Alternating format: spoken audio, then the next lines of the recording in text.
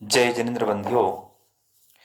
आज अपन चर्चा करते हैं कि हमें जो भगवान की स्थापना हम पंचकर्णक में करते हैं तो कौन से भगवान की हमें स्थापना करना चाहिए और किस प्रकार से करना चाहिए। तो अगर मूलनायक भगवान की आप स्थापना करते हैं तो उसमें जो ग्राम है स्थापना करता है और भगवान है, इन तीनों की राशियों को मिलाया जाता है, इनके गुण धर्मों को मिलाया जाता है, मिलान किया जाता है और साथ में इनके नवांश का मिलान करके फिर स्थापना की जाती है।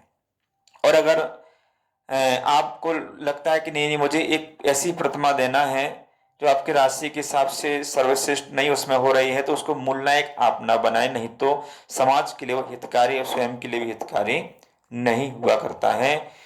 ग्राम, स्थापना करता और मूर्ति, तीनों की राशियों के नक्षत्र आदि सारे गुणधर्म मिला करके ही आप जो है ना प्रतिमा रखें। और सामान्य प्रतिमा भी आप रखते तो मिला करके ही आप रखेंगे तो वो आपके लिए, आपके परिवार के लिए अच्छा रहेगा।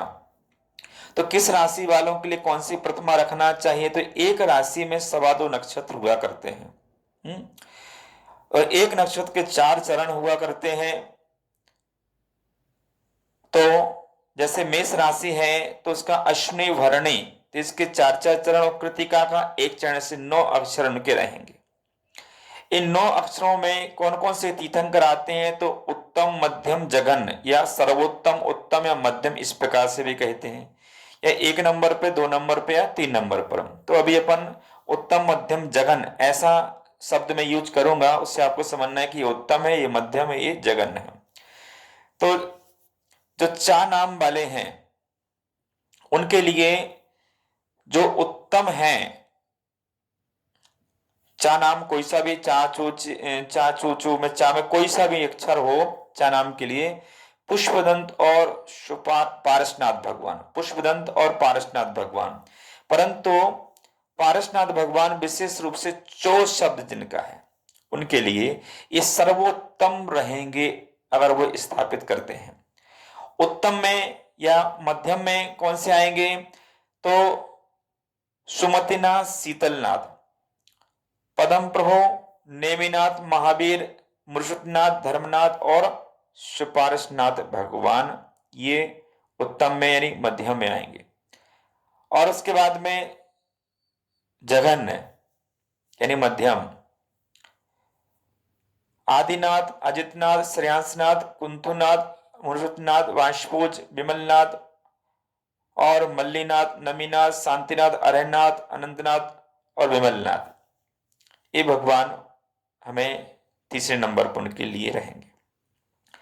ला, ली, लू, ले, लो, इन अक्षरों वालों के लिए शांतिनाथ, मल्लीनाथ, नमीनाथ, सुमतिनाथ और विमलनाथ ये उत्तम है।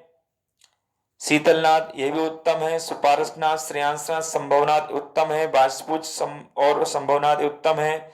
शीतलनाथ, विमलनाथ और सुमतिनाथ ये उत्तम है। परंतु जो मध्यम में है, सेकंड नंबर पे है चंदा प्रभु, अनंतनाथ, अरहनाथ, मल्लीनाथ, नवीनाथ, आदिनाथ, पुष्पदंत, सुपार्शनाथ, मृषनाथ, अजितनाथ, कुंतुनाथ, अभिनंदनाथ और उसके बाद में आदिनाथ, पुष्पदंत, अनंतनाथ, अरहनाथ, धर्मनाथ और अभिनंदनाथ, ये अलग अलग जो अक्षर हैं उनके लिए ये सब नाम बतलाए जा रहे हैं। जो तीसरे नंबर पर ला, लू, ली, ले, लो अक्षर वालों के लिए अजितनाथ और कुंथुनाथ, पदम प्रभु, महावीर, नैमिनाथ, संभवनाथ, अभिनंदन, अजितनाथ और कुंथुनाथ, धर्मनाथ, सुमतिनाथ, धर्मनाथ, चंद्र प्रभु, पदम प्रभु, महावीर और नैमिनाथ ये रहेंगे। उसके बाद में आ जो शब्द है ह्रस्व आ, शांतिनाथ और मल्लीनाथ इनके लिए सर्वोत्तम है। सुमतिनाथ और नेमिनाथ ये सेकंड पर है, यानी उत्तम, सर्वोत्तम के बाद में उत्तम या मध्यम। और सेकंड थर्ड पर है श्रेयांसनाथ, नमीनाथ, मृषनाथ, पदम प्रभु, महावीर, सुपार्शनाथ और पारसनाथ भगवान, ये उनके लिए तीसरे नंबर पर, सेकंड नंबर पर रहेंगे। तो मेष राशि वालों के लिए इन प्रकार के भगवानों को स्थापित करना चाहिए। और क्या क्या मिलान करना चाहिए कि इनका नवांश भी मिलान करना चाहिए। गांव, जिस गांव में आप स्थापित कर रहे हैं, मान लो आप दिल्ली के रहने वाले हैं और आप इंदौर में स्थापित कर रहे हैं, भोपाल में स्थापना कर रहे हैं, तो अपना नाम का अक्षर, उस गांव का नाम का अक्षर और जिस प्रतिमा को आप तीनों की राशियों को मिला करके, उनके नवांश को मिला करके विधिवत तरीके से जो मिलता हो वही रखेंगे, तो आपको फायदा होगा, आपके परिवार के लिए फायदा होगा। नहीं तो ये मत समझिए कि हमने जिनेंद्र भगवान की प्रतिमा स्थापित की है तो हमने पुण्य के कार्य कर दिए, सब अच्छा होगा, ऐसा नहीं है। गलत तरीके से स्थापना करते हैं तो वंशहीन तक लोग हो जाते हैं, कई पीढ़ियों तक संतान नहीं होती है। संतान से मतलब पुत्र की उत्पत्ति नहीं होती है, बीमार हो जाते हैं, कई समस्या आ जाती हैं। इसलिए धर्म के लोभ में आकर के, धर्म का भी एक लोभ है भैया, है भय और लोभ, ये दो चीजों में आकर के कभी धर्म मत करना कि किसी ने आपको नरकों का डर दिखाया तो आपने पाप छोड़ दिए और स्वर्गों का लोभ दिखाया तो आप दान पुण्य करने लगे। नहीं, लोभ में आकर के कि जल्दी आपको मोक्ष मिल जाएगा, उसका भी लोभ मत। विवेक पूर्वक सारे कार्य करना, जो ज्योतिष का पूरा नियम है, जिस तरीके से प्रतिष्ठा ग्रंथों में बतलाया गया है उसी प्रकार से कार्य कीजिए। किसी अच्छे ज्योतिषविद के लिए, प्रतिष्ठाचार्यों के लिए उनके पास जाइए, निवेदन कीजिए।